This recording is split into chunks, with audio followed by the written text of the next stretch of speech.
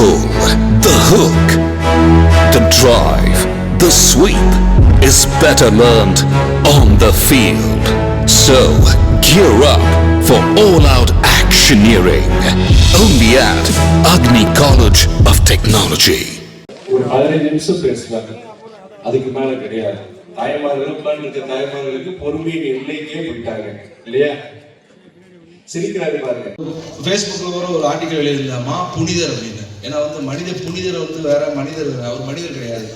ஏன்னா வீட்டு வாசல்ல கிட்டத்தட்ட இன்னைக்கு ஒரு கவுன்சிலர் ஆகிறது கூட போராடி கொண்டிருக்கும் போலேயே வாஜ்பாய் எனக்கு அது வேண்டாம், என்னை சார்ந்தவர்கள் வேணால் கொடுங்கள், நீங்கள் கட்டாயப்படுத்தி கொடுக்க வேண்டும் சொன்னால் என்னை சார்ந்தவர்கள் கொடுங்கள் என்று கூறிய மாபெரும் தலைவர் தான் வைகோ அவர்கள். இதுல இப்போ வைகோ அவர்கள் கட்சி இன்னைக்கு தலைவர் வைகோ ஒரு தீர்க்கதரிசின்னு தான் சொல்லணும். ஏன்னா 20 வருஷத்துக்கு முன்னாடியே கோயில்பட்டி இவ்வளவு பெருசா ஒரு வளர்ந்த ஒரு நகராட்சியா வரும். இன்னைக்கு தென் மாவட்டங்களிலேயே அதிக வேகமா வளர ஒரு நகராட்சி நம்முடைய கோயில்பட்டி இருக்குன்னு சொல்லிட்டு அன்னைக்கே ஒரே நேரத்துல 3 ரயில்வே மேம்பாலங்களை கொண்டு வந்தவர் தான் தலைவர் வைகோ. பல பேர் மறந்துருக்கிறீங்க, இன்னைக்கு இளவட்ட பசங்க பல பேர் இருக்கிறீங்க, தயவு செய்து ஞாபகம் வச்சுக்கீங்க. ஒரு ஊருக்கு ஒரு ரயில்வே மேம்பாலம் கொண்டு வரதே கஷ்டம். திருச்சி, மதுரை போன்ற பெரிய நகரங்களுக்கே ஒரு ரயில்வே மேம்பாலம் கொண்டு வருவது கஷ்டம்.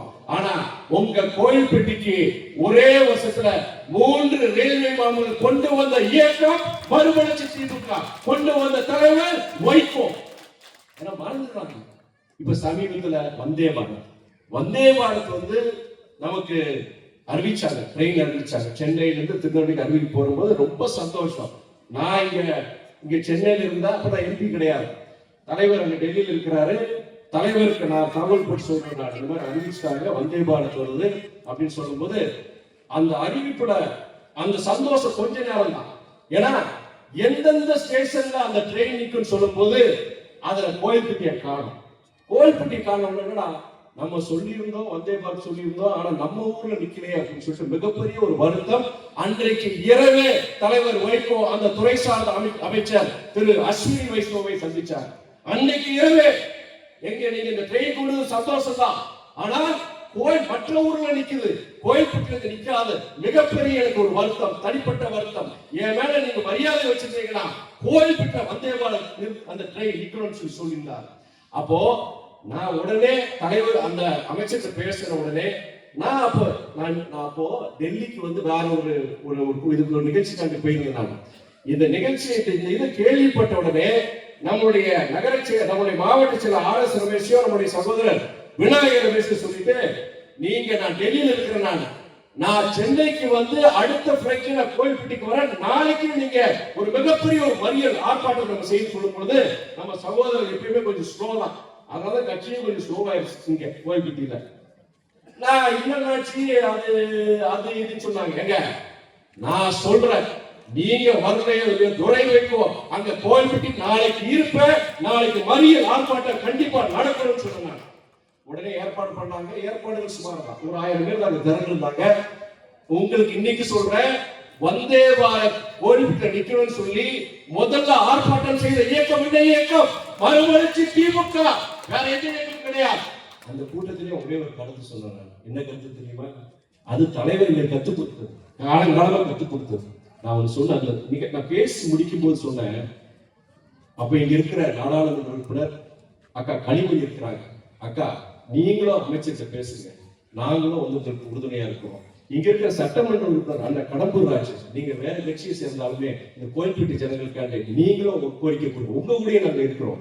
பொது உடைமை இயக்கத்தை சார்ந்த தொடர்ந்து நீங்க நாளைக்கே போய் ஆர்ப்பாட்டத்துக்கு ஈடுபடுவீங்க, எங்களை பார்த்து உங்க ஊரே நாங்க நிக்கணும்னு சொல்லிட்டு எங்களுக்கு ஒரே ஒரு இதுதான், கோயில்பட்டியில வந்தே பாரத் ட்ரெயின் நிக்கணும்னு சொல்லியிருந்தாங்க. இதுதான் கட்சி தலைவர் வைகோ கத்துக்குது. அரசியலுக்கு அப்பாற்பட்டு பொதுமக்களுக்கு சேவை செய்கின்ற இயக்கம் மறுமலர்ச்சி திமுக.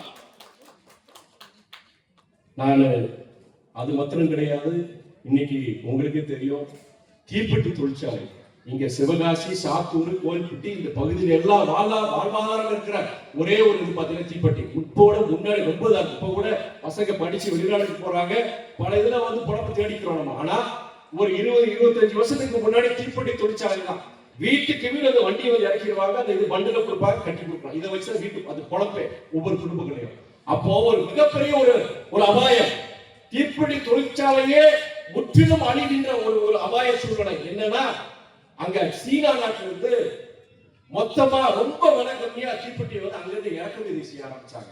இறங்கின உடனே அந்த தீப்பெட்டியுடைய அந்த விற்பனை பயங்கரமான ஒரு வீழ்ச்சி. உடனே இருக்கிற தீப்பெட்டி அதிபர்கள்லாம், தொழிற்சாலை அதிபர்கள்லாம் வந்து இதே போக்கு போச்சுன்னா மொத்தமா தீப்பெட்டி தொழில் அழிஞ்சிரும், லட்சக்கணக்கான குடும்பங்கள் வீணா பேர தெருவுக்கு வந்துருவாங்க சொல்லும் பொழுது அன்னைக்கு தலைவர் அன்றைய ஒன்றிய அமைச்சர் பிரதமர்கிட்டயே போய் சொல்லி அன்னைக்கு சீனால இருந்து தீப்பெட்டி வராம தடுத்தது யாரு? தலைவர் வைகோ. ஏன்னா இன்னைக்கு வயசான அம்மாங்க நீங்க இருக்கிறீங்க, உங்களுடைய மகன் சொல்லுங்கம்மா, தலைவர் வைகோ இந்த இயக்கம் செஞ்சது அந்த மக பிள்ளைச்சல் சொல்லுங்க. உள்ளேசேரி ஜனங்களே ஒரு இடைவெளி, ஆனால் மீண்டும் அந்த சேவை மாதியம் காற்றிய சேவை இந்த பகுதியில வீடு கொண்டு நாம் தொடர்ந்து சொல்லுவேன். தீப்பெட்டி தொழிற்சாலைகள் அது இப்போ சமீபத்துல இப்போ அந்த பிளாஸ்டிக் லைட்டுகள் வந்துருச்சு. இப்போ அதை வெளிநாடுகள் கொண்டு வரும்போது அதனால தீப்பெட்டி தொழிற்சாலைக்கு ஒரு பெரிய ஆபத்துக்கு சொல்லும்போது மறுபடியும் தலைவர் வைகோ தலையிட்டு அந்த பிளாஸ்டிக் லைட் வராம தடுத்தாங்க. இப்போ போன மாசம் இங்க கோயில்பட்டிக்கு வரும்போது கோயில்பட்டியை சார்ந்த தீப்பெட்டி அதிபர்கள்லாம் வந்து எங்கிட்ட வந்து ஒரு முறை என்னன்னா, நீங்க பிளாஸ்டிக் லைட் எல்லாம் தடுத்துட்டீங்க, இப்ப என்ன பண்றாங்கன்னா அந்த பிளாஸ்டிக் லைட்டோட ஸ்பேர் பார்ட்ஸ் பாத்தீங்களா, அதை தயார் பண்ற தொழிற்சாலைகள் இங்க கொண்டு வந்து இங்க அதை தயார் பண்ணி பிளாஸ்டிக் லைட் மறுபடியும் விற்பனைக்கு வரப்போகுது, தயவு செய்து சொல்லும்போது நான் கடிச்சுக்கிட்டேன். ஏன்னா இத்தனை மாசத்துல தூங்கிட்டு இருந்தீங்களா? நீங்க ஒரு 2-3 மாசம் முன்னாடி சொல்லிட்டீங்கன்னா நாங்க நாடாளுமன்றத்துல பேசியிருப்பேன், அமைச்சரை பார்த்திருப்பேன். நான் இப்ப தேர்தல் காலம் முடிஞ்சாதான் நேரத்தை ஒதுக்குச்சுன்னா நான் முடியல. ஆனால் தேர்தல் முடிந்த பிறகு என்னுடைய முதல் வேலை அந்த பிளாஸ்டிக் லைட் தயாரிக்கிற தொழிற்சாலை இங்க ஒரு ஊர்ல வராது நான் பாத்துக்கிறேன். நான் சொல்லியிருக்கேன். இது போன்ற விஷயங்கள்ல நாங்க தலைவரும் சரி, இந்த இயக்கமும் சரி, நானும் சரி, தொடர்ந்து இந்த பகுதி மக்களுக்கு, கோவில்பட்டி மக்களுக்கு, குறிப்பா இந்த வில்லிசேரி பகுதி மக்களுக்கு நாங்கள் என்னைக்கு உறுதுணையா இருப்ப நான் சொல்றேன். நான் ஏன்னா தயவுசெய்து தலைவர் வைகோ போன்ற தலைவர்கள் இனிமே வரமாட்டாங்க. நம்ம கலைஞர் ஐயா, எம்ஜிஆர் ஐயா, காமராஜர் ஐயா, இதெல்லாம் ஒரு கால அது மாதிரி தலைவர் வைகோ அவர் காலகட்டம் இன்னைக்கு 83 வயசு ஆச்சு. இப்படிப்பட்ட தலைவர்கள் அவர் வாழ்கிற காலத்துல வாழ்ந்துட்டு இனிமே அந்த மாதிரி தலைவர்கள் அவர் வாழ்ற 62 வருஷம் பொது வாழ்க்கை, 62 வருஷம் பொது வாழ்க்கையில இன்னைக்கு அவர் சாதிச்சது என்ன சொன்னாங்க, அமைச்சரா இருக்க மாட்டார். அவரு அந்த கடம்பூராஜ் சொன்னாங்க, அவரு ஒரு பெருந்தன்மையா இருந்தான்னு சொன்னாங்க. அவர் அதே சொன்னாங்க, அமைச்சராகலாம் செய்யல. ஆனா இன்னைக்கு வெளிநாடுகளில் தலைவர் வைகோ யாருன்னு கேட்டா எல்லா நாடுகளில் இருக்கிற இந்தியர்கள், தமிழர்கள் சொல்லுவாங்க. அப்படிப்பட்ட ஒரு சேவை இன்னைக்கு தூத்துக்குடியில நச்சாலை ஸ்டெர்லைட் அதுக்கு காரணம் யாரு? 27 வருஷம் சமரசம் இல்லாத ஒரு போராட்டம். அது தலைவர் வைகோனால அது தடுத்து நிறுத்தினார், அந்த நச்சாலை தடுத்து நிறுத்தினார். இன்னைக்கு தேனி மாவட்டத்துல நியூட்ரினோ திட்டம் வரல, அதுக்கு காரணம் யாரு? தலைவர் வைகோ. இன்னைக்கு உங்களுக்கு தெரியும் சீமை கருவேலம், நமக்கே தெரியாம இங்க ஒரு நச்சு செடி கிட்டத்தட்ட 100 வருஷமா வளர்ந்து நம்முடைய மண்ணோடைய மகிமையை கெடுத்து இருக்கிற அந்த தண்ணி எல்லாம் உறிஞ்சி அதாவது காற்றையே மாசுபடுத்தி அப்படிப்பட்ட ஒரு விசச்செடி அப்படின்னு சொல்லி அத உடனே நீதிமன்றத்துக்கு போய் கிட்டத்தட்ட 16 வருஷம் போராட்டம். நீதிமன்றம் என்ன சொல்லுது, தமிழ்நாட்டுல 10 வருஷத்துல சீமை கருவாலை எங்கேயுமே இருக்கக்கூடாதுன்னு சொல்லி இன்னைக்கு உத்தரவு பிறப்பிச்சிருக்கு அரசாங்கத்துக்கு. இப்படிப்பட்ட எவ்வளோ விஷயம் தலைவர் வைகோ செஞ்சிருக்கிறாரு. அப்படிப்பட்ட ஒரு இயக்கத்தின் பிரதிநிதியா இங்க வந்து எதிர்த்து வந்திருக்கிறான நம்முடைய வேட்பாளர், வெற்றி வேட்பாளர் சகோதரர் கருணாநிதியின் வெற்றியை உறுதி செய்திட நம்முடைய வில்லிசேரி மக்கள் அவருக்கு ஆதரவு அளிக்க வேண்டும் என்ற ஒரு அன்பான வேண்டுகோள் கண்டு இங்க வந்திருக்கிறாங்க. அதே நேரத்தில் தலைவர் வைகோடைய நிதியில, நாடாளுமன்ற நிதியில, கோயில்பட்டியில இப்போ நம்ம அரசு மருத்துவமனை, அங்க ரயில்வே ஸ்டேஷன் இருக்கிற, நீதிமன்றம் இருக்கிற பிரதான சாலையில அந்த சாலை முழுவதும் LED விளக்குகள் இன்னைக்கு எரிஞ்சிட்டு இருக்கிற அதுக்கு காரணம் தலைவர் வைகோவுடைய நிதிதான். அதே வேளையில என்ன நம்மளுடைய இன்னொன்னு மக்காச்சோளம், அதை பத்தி நம்ம சொல்லியே ஆகணும். இங்க விவசாயமே நீ செய்ய முடியாத சூழ்நிலை உங்களுக்கு எல்லாருக்கும் தெரியும். ஆனா உங்களுக்கு மழை முன்னாடி மாதிரி பெய்யறது கிடையாது. அதே நேரத்துல இயற்கை சீற்றம், உங்களுக்கு வறட்சி, புயல், இந்த மாதிரி காரணங்களானது. அது இல்லாம பாத்தீங்கன்னா ஒன்றிய அரசுடைய உங்களுக்கு வேளாண்மைக்கு எதிரான சில கொள்கைகள் இருக்கிறதுனால இன்னைக்கு சரியான விலை கிடைக்க மாட்டேங்குது. அதனால விவசாயமே செய்ய முடியாத சூழ்நிலை. இப்போ நமக்கு வாழ்வாதாரம் இருக்கிற ஒன்னே ஒன்று அந்த மக்காச்சோளம் ஒண்ணுதான். அது நம்முடைய தமிழ்நாட்டில் இருக்கிற தென் மாவட்டங்களும் மக்காச்சோளம் ஒன்றுதான் நம்முடைய வாழ்வாதாரம் இருக்கு.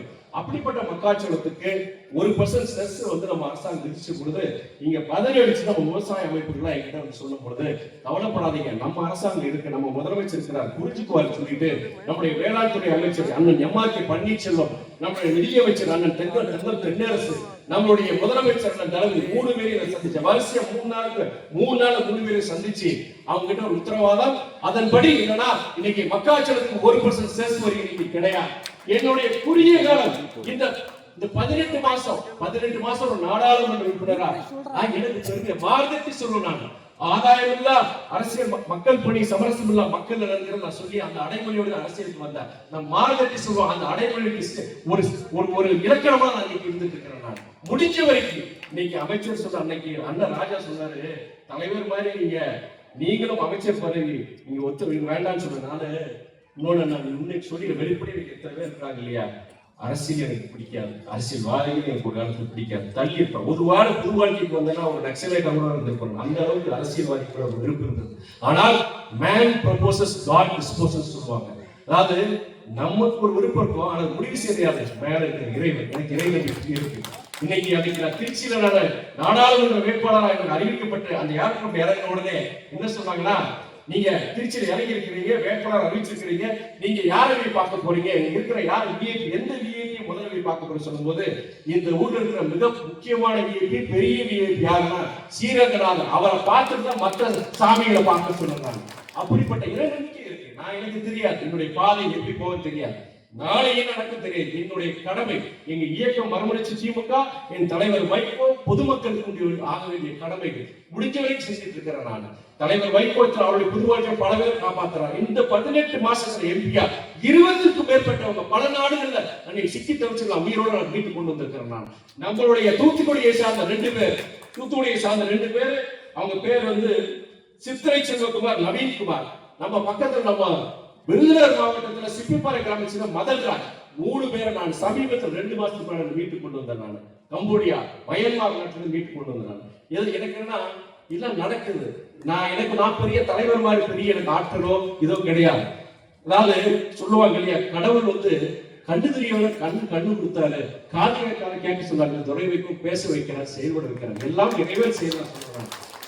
உங்க ஊருக்கு என்ன தேவையோ அத எம்எல்ஏ செய்ய நான் செய்ய வைப்பேன். இன்னைக்கு நான் சொல்றேன், நான் தெரிஞ்சு வச்சுக்கோங்க. ஊர் பெரியவங்க சொல்றேன், துறை வைக்க வாக்குறுதி கொடுக்க மாட்டான், கொடுத்தானா அது செஞ்சே தீருவான். சில இடத்துல வாக்குறுதி பொறுத்தவரைக்கும் நான் கேட்பாங்க, முடியாது சொல்ல, சட்டத்துல செய்ய முடியாது, ஓட்டுக்காண்டி வாக்குக்காண்டி நான் போய் சொல்றவங்க கிடையாது. துறை வைப்போம். என் வாயில வர ஒவ்வொரு வார்த்தையும் அந்த உண்மை இருக்கு. கண்டிப்பா நீங்க வந்திருக்கு இளவட்டாங்க பல பேர் இருப்பீங்க. நான் வந்து எனக்கு கடம்பூராஜன் தெரியும், எனக்கு தெரியும், எனக்கு உறவுதான், எனக்கு நல்ல பழக்கம் தான். ஆனால் ஒரு எம்எல்ஏ சட்டமன்றம், நீங்க வீட்டுக்கு ஒரு டிரைவரை தேர்ந்தெடுக்கிறோம் அப்படின்னா எல்லாம் பாப்பீங்க இல்லையா, அந்த பையனுக்கு கண்ணு நல்லா தெரியுதா, நல்லா ஓட்டுவானா, நல்லா பழக்க வழக்கம் தெரியும். அப்படி இருக்கும்போது லட்சக்கணக்கான நபர்களுடைய வாழ்வாதாரத்தை பாதுகாக்க வேண்டிய ஒரு சட்டமன்ற உறுப்பினருடைய இதை நம்ம பார்க்கணும் இல்லையா. சரி, நீங்க அடுத்த முறையும் நம்முடைய திராவிட மாடல் அரசு தான், ஒரு அரசாங்கத்துடைய ஆளுங்கட்சியுடைய எம்எல்ஏ சிறப்பா இல்ல ஒரு எதிர்கட்சியுடைய எம்எல்ஏ சிறப்பா, தயவு செய்து யோசிச்சு பாருங்க. இங்க எம்எல்ஏ முதலமைச்சர் உங்களுக்கு துணையா இங்க துறை வைக்கும் இருக்கிறேன். நான் சொல்றேன், இடைச்சேரிக்கு சொல்றேன், திவிசேரிக்கு சொல்றேன், சத்திரப்பட்டிக்கு சொல்றேன். நீங்க இந்த நேரத்துல பூத் வரைய தெரிஞ்சிடும், வாக்குகள் தெரிஞ்சிடும். இடைச்சேரி மக்கள் எவ்வளவு போட்டிருக்காங்க, வில்லிசேரி மக்கள் எவ்வளவு போட்டிருக்காங்க. நீங்க ஓட்டு போட்டதை வச்சுதான் நான் நாளைக்கு போக முடியும், எம்எல்ஏ பார்த்து போக முடியும். உங்களுக்கு நிதர்சனம் சொல்லிடுறேன், நான் அரசியல் பார்க்கறதுல ஜாதி மதம் பார்க்கறது இல்ல. அன்னைக்கு நிதர்சனம் அரசியல் ஒழுங்கு அப்படிதான். நீங்க ஓட்டு போடாட்டி நான் அவர்கிட்ட நான் பிரஷர் போட முடியாது. இல்ல நீங்க ஓட்டு போட்டேன்னு வச்சுக்கோங்க, அண்ணன் நான் எப்படி வேணா பேசுவேன். நான் அண்ணன் உங்களை நம்பிதான் வாக்குகள் வாங்கியிருக்கிறாங்க, அந்த ஊர்ல வில்லிசேரி ஊர்ல வாங்கியிருக்கிறாங்க. கொடுத்த வாக்குறுதியை நீங்க நிறைவேற்றி ஆளுநர் நீங்க அவர் வீட்டுக்கு தட்டுறதுக்கு முன்னாடி இந்த துறை வைக்கும் வீட்டை தட்டுவேன்.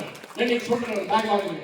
நான் இன்னொன்னு என்னன்னா, நம்முடைய திராவிட மாடல் அரசு பத்தி சொல்லிருந்தோம். நான் குறிப்பா தாய்மார்கள் நீங்க எத்தனை பேர் இருக்கிறீங்க. நீங்க ஆமா, பிற கட்சிகள் சொல்றாங்க அது செய்யறோம் இது செய்யறோம்னு சொல்றாங்க. ஆனா நம்முடைய முதலமைச்சர் சொன்னதை செஞ்சிருக்கிறார்.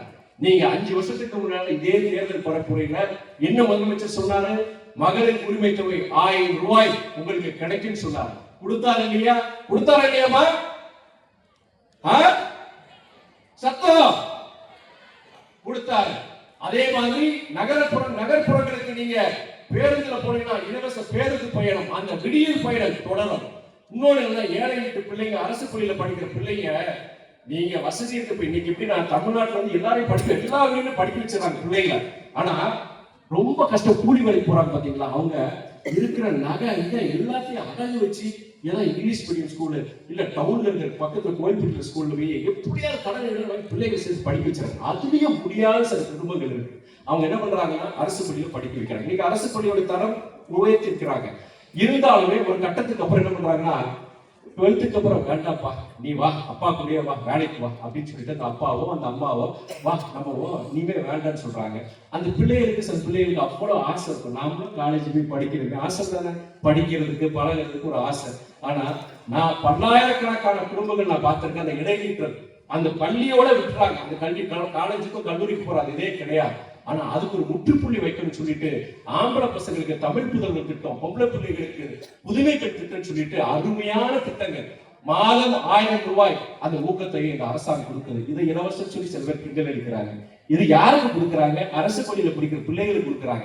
இன்னைக்கு லட்சக்கணக்கான பிள்ளைகள், ஏழை வீட்டு பிள்ளைகள் கல்லூரிக்கு போறலாம். அதுக்கு காரணம் திராவிட மாடல் அரசு, நம்முடைய முதலமைச்சர் அண்ணன் தளபதி அவர்கள். நீங்க நல்லா தெரிஞ்சு வச்சுக்கோங்க. நீங்க அதே மாதிரி இன்னொன்று உங்களுக்கு எல்லாம் இதையும் சரி, இன்னும் கொஞ்சம் நம்மளுடைய பொம்மையை வந்து ஒரு செஞ்சியோ கொஞ்சம் பேர் யோசிக்கிறாங்க பண்ணும்போது முதலமைச்சர் பெரிய ஒரு இதை கொடுத்துட்டார். என்னது? இல்லத்தரசி திட்டம். அதுல என்னன்னா 8000 ரூபாய்க்கு கூப்பன் கொடுத்துறாங்கம்மா. உங்களை மாதிரி எல்லாருக்கும் கிடையாது, வசதியாளர்களும் கிடையாது. உங்களை மாதிரி நீங்க மகளிர் உரிமை தொகை வாங்குறவங்க, ஏழை பிள்ளை இருக்கிறவங்களுக்கு வந்து 8000 ரூபாய் கூப்பன், அதை வச்சுட்டு கடைக்கு போய் வீட்டுக்கு தேவையான மிக்சி, கிரைண்டர், ஃப்ரிட்ஜ் எது வேணா நீங்க வாங்கிக்கலாம். அது ஒரு மிகப்பெரிய ஒரு திட்டம். அரசாங்கத்துக்கு பொருளாதார நெருக்கடி இருந்தாலுமே உங்களை போன்ற ஏழை தாய்மார்களுக்காண்டி அந்த இல்லத்தரசி திட்டத்தை கொடுத்திருக்காங்க. சரி, ஒரு கூட்டத்துல இந்த சமூக நீதியை வலுப்படுத்துற மாதிரி இந்த இலவசங்கள். ஆனால் அதே வகையில் பொருளாதாரத்தை, தமிழ்நாட்டின் பொருளாதாரத்தை மனதில் கொண்டு படித்த இளைஞர்களுக்கு வேலை வாய்ப்புகள் கொடுத்துன்னு சொல்லிட்டு கிட்டத்தட்ட 12,36,000 கோடி முதலீடுகளை கொண்டு வருவதற்காண்டி 1127 புரிந்துணர்வு ஒப்பந்தங்களும் அரசாங்கம் போட்டது. நம்முடைய அந்த எடப்பாடி சொன்னார், என்ன சொன்னாரு? இது விளம்பரம், இதெல்லாம் ஒண்ணு கிடையாது, எங்க தொழிற்சாலைன்னு சொல்லி மேலும் மேலும் அதை வந்து ஒரு விமர்சனம் பண்ணாங்க. அதற்கு பதிலடியாக பிப்ரவரி மாசம் சென்னையில செயலாக்க மாநாடுன்னு சொல்லிட்டு ஒரு மாநாடு நடத்தி நாங்க போட்ட ஒப்பந்தங்கள் 1127 ஒப்பந்தங்கள்ல 73 விழுக்காடு தொழிற்சாலைகள் இன்னைக்கு திறந்து லட்சக்கணக்கான வேலை வாய்ப்புகளை உருவாக்கி சொல்லிட்டு முதலமைச்சர் ஆதாரத்தோடு நிரூபிச்சார். இந்த ஊர்ல அந்த தொழிற்சாலை, அந்த ஊர்ல இவ்வளவு லட்சக்கணக்கான வேலை வாய்ப்பு உருவாக்கி சொல்லிட்டு ஆதாரத்தோடு சொன்னார். நான் சரி விட்டுருங்க, ஒன்றிய அரசை சார்ந்த ஸ்தாபனம் EPF ஸ்தாபனம் இருக்குமா, எம்ப்ளாயிஸ் ப்ராவிடென்ட் ஃபண்ட் ஆர்கனைசேஷன் ஒன்று இருக்கு. அவங்க கொடுத்த என்னன்னா தரவு என்னன்னா, கடந்த 5 ஆண்டுகளில் தமிழ்நாட்டில் புதிய வேலை வாய்ப்புகள் 29 லட்சம் புதிய வேலை வாய்ப்புகள் உருவாக்கி கொடுத்திருக்கிறாங்க. ஒரு பக்கம் இது போன்ற திட்டங்கள், ஏழை எளியவர்களுக்கு திட்டங்கள், மறுபக்கம் பொருளாதார வளர்ச்சி. இந்தியாவிலே பெரிய மாநிலங்கள்ல அதிக பொருளாதார வளர்ச்சி பெற்ற மாநிலம் கிட்டத்தட்ட தமிழ்நாடுல கிட்டத்தட்ட 11.19 விழுக்காடு பொருளாதார வளர்ச்சி. இவ்வளவுத்தையும் நான் ஏன் சொல்லணுமா? நான் சும்மா சொல்லல, நான் படிச்சது செஞ்சது நானும் பலதை யோசிச்சுட்டு நான் சொல்றேன். ஆனா இவ்வளவு நல்லா சிறப்பா செயல்படுற அரசு. அதே வேளையில இன்னொன்னு, மாற்றிய வேட்பாளர், நீங்க அதிமுக சேர்ந்த வேட்பாளர் மறுபடியும் தோக்க தான் போறாங்க, ஜெயிக்க போறது இங்கேயும் தோக்க தான் போறாங்க, தமிழ்நாட்டிலும் தோக்க தான் போறாங்க. அவங்க வந்து பிரயோஜனம் கிடையாது. ஆனால் நம்ம அவங்க அதிமுக வந்து இன்னைக்கு அவங்க பிரச்சாரம், நான் அதை கொடுத்துருவோம் இது கூட அவங்க வாக்குறுதிகள் கடந்த காலத்துல கொடுத்த வாக்குறுதிகளே சென்றபடி அவர் செஞ்சல, நம்ம ஆட்சிக்கு வந்த பிறகு செய்யல. ஆனா நம்மளுடைய முதலமைச்சர் சொன்னதை அவரு செஞ்சிருக்கிறார். அதே நேரத்துல இன்னைக்கு இன்னொரு முக்கியம், விவசாயம் நடக்கிற இடத்துல, ஆமா நீங்க எல்லாம் 100 நாள் வேலைக்கு போறவங்களாமா? 100 நாள் வேலைக்கு போறவங்க நீங்க கையை தூக்குங்க. எத்தனை 100 நாள் வேலைக்கு? நிறைய பேர் வந்திருக்கவங்க எல்லாம் 90 விழுக்காடு 100 நாள் வேலைக்கு போறவங்க. உங்ககிட்ட ஒரு முக்கியமான விஷயத்தை சொல்லிடுமா, 7 வருஷம் நம்ம அரசியலுக்கு வந்து 7 வருஷம் ஆச்சு. தமிழ்நாட்டுல பல கிராமங்களுக்கு நான் போயிருக்கிறேன். நான் தேர்தல் காலங்கள் விட்டு இல்ல, தேர்தல் நேரத்தில் மட்டும் கிடையாது, பல வேலைகள் கிராமங்களுக்கு போகும்போது உங்களை மாதிரி ஏழை தாய்மார்கள் வந்துட்டு வைகோ மகனாமே அப்படின்னு சொல்லிட்டு என்கிட்ட வந்து, ஐயா தம்பி எனக்கு ஒன்று உதவி செய்யணும், உங்க ஐயா முதலமைச்சர் நெருக்கமானாராமே, இந்த 100 நாள் வேலை திட்டத்துக்கு வந்து கொஞ்சம் வழி செய்யுங்கப்பா, ஏன்னா இப்பெல்லாம் 40-50 நாள் கிடைக்கிறது இல்லை, வருஷம் குறைஞ்சிட்டு வருது, அதை நம்பிதான் இருக்கும் அப்படின்னு சொல்லிட்டு கண்ணீர் மல்க அவங்க வந்து நான் பேசுறத பலமுறை நான் கேட்டிருக்கேன். நான் அப்ப நான் விலைக்கு சொல்றேன், நான் என்னன்னா, அம்மா இந்த 100 நாள் வேலை திட்டம் மாநில அரசு சம்பந்தப்பட்டது கிடையாது, தமிழ்நாடு அரசு சம்பந்தப்பட்டது கிடையாது. இந்த திட்டம் ஒன்றிய அரசு, மத்திய அரசு, டெல்லி அரசு உடைய திட்டம். இதற்கு நிதி ஒதுக்க வேண்டியது யாரு? டெல்லி அரசு, தமிழ்நாடு அரசு. ஆனால் எங்களை போன்றவர்கள் இதுக்கு தொடர்ந்து குரல் கொடுத்துட்டு இருக்கோம். உங்களை மாதிரி தாய்மார்கள் வயிற்றுல அடிக்காதீங்கன்னு சொல்லி நாங்க தொடர்ந்து பேசிட்டு இருக்கோம். ஒன்றிய அரசு பார்த்து சொல்லிட்டு இருக்கோம். திருச்சியில போன வருஷம் நாங்க 2 வருஷத்துக்கு முன்னாடி என் தலைமையில மிகப்பெரிய ஒரு ஆர்ப்பாட்டம், 100 நாள் வேலை திட்டத்தை வந்து நீங்க குறைச்சிட்டே வரீங்க, பெண்களுக்கு வேலை கிடைக்க மாட்டேங்குன்னு ஒரு போராட்டம் நாடாளுமன்றத்தில் தொடர்ந்து நான் பேசிட்டு இருக்கிறேன். நான் இப்ப என்ன பண்ணிருக்காங்க தெரியுமா? அந்த 100 நாள் திட்டத்தையே எடுத்துட்டு அது பேர் வந்து மகாத்மா காந்தி 100 நாள் வேலை உறுதி திட்டம் இருந்தது. இன்னைக்கு இந்த 10 வருஷத்துல டெல்லி அரசு, மத்திய அரசு அந்த திட்டத்துக்குள்ள நிதியை குறைச்சு இன்னைக்கு கடைசி திட்டத்தையே எடுத்துட்டு இப்ப என்ன பண்ணிருக்காங்க? BBGராம்ஜின்னு புதிய திட்டத்தை கொண்டு வந்திருக்காங்க. நாம எல்லாரும் கண்டிச்சோம். நாங்க சொன்னபடியே அந்த திட்டத்துக்குண்டான நிதியை குறைத்து இப்ப அந்த திட்டத்தையே நீங்க காணாம பண்ணிட்டீங்களே அப்படின்னு சொல்லும் பொழுது நம்முடைய அதிமுக தலைவர் எடப்பாடி என்ன சொல்றாங்க, பாஜக தலைவர் என்ன சொல்றாங்க? நீங்க 100 நாள் கிடையாதுங்க, இங்க இப்ப 150 நாள் அங்க கொடுப்பேன்னு சொல்றாங்க. நான் ஒரே ஒரு கேள்வியை நான் கேட்டேன், பார்லிமெண்ட்ல கேட்டேன். 100 நாள் பேரை வச்சுக்கிட்டு 50 நாள் 40 நாள் கொடுக்க முடியாது, நீங்க எப்படி 150 நாள் நீங்க வேலைகள் கொடுப்பீங்க? அந்த கேள்வியை நான் நாடாளுமன்றத்தில் கேட்டேன். இங்க அதிமுக வேட்பாளர் வந்தாங்கன்னா பெண்கள் நீங்க அவங்க கிட்ட கேட்கணும், கண்டிப்பா கேட்கணும். ஏன்னா நீங்க பல ஊர்கள்ல விவசாயம் இல்லாத ஊர்கள்ல கடுமையான வறட்சி, அங்க விவசாயமே கிடையாது, அங்கெல்லாம் அந்த 100 நாள் வச்சுதான் பொழப்பு, அடுப்பே எரியுது பல வீடுகள்ல. தயவு செய்து நான் இந்த நாடாளுமன்ற நான் கேட்ட கேள்வி இங்க வேட்பாளர்கிட்ட நீங்க கேட்கணும். ஆகையால் உங்களுக்கு நான் இந்த நல்ல வேட்பாளர் கருணாநிதி அவர்கள் நல்ல வேட்பாளர்கள், அவரை ஆதரிக்க வேண்டும். நீங்க இந்த தேர்தலை பொறுத்த வரைக்கும் திமுக அண்ணா திமுக இடையிலான போட்டி கிடையாது. நம்முடைய மதசார்பற்ற முற்போக்கு கூட்டணிக்கும் தேசிய ஜனநாயக கூட்டணி இடையிலான போட்டி மாத்திரம் கிடையாது. இது ஜனநாயகத்திற்கும் பாசிசத்திற்கும் இடையிலான ஒரு போட்டி, மத சார்பின்மைக்கும் மதவாதத்திற்கும் இடையிலான போட்டி, சமூக நீதிக்கும் ஆதிக்க சக்திகளுக்கும் இடையிலான ஒரு போட்டி. வெற்றி பெற வேண்டியது சமூக நீதி, வெற்றி பெற வேண்டியது மத சார்பின்மை, வெற்றி பெற வேண்டியது ஜனநாயகம், வெற்றி பெற வேண்டியது நல்லதொரு வேட்பாளர் ஆதரப்பில் உதயசூரியன். உங்களுக்கு நீங்க மகளிர் உரிமை தொகை 2000 ரூபாய் வரணுமா? ஆதரப்பீர் உதயசூரியன். விடியல் பயணம் தொடரணுமா? ஆதரப்பீர் உதயசூரியன். நீங்க இல்லத்தரசி திட்டம் வேணுமா? உங்களுக்கு ஆதரப்பீர் உதயசூரியன். இவ்வளவு நேரம் பொறுமையா கேட்டதுக்கு சரிமா? இந்த கருத்துல உங்க பக்கத்து வீட்டுக்காரங்க சொந்த பந்தங்களை சொல்லுங்க.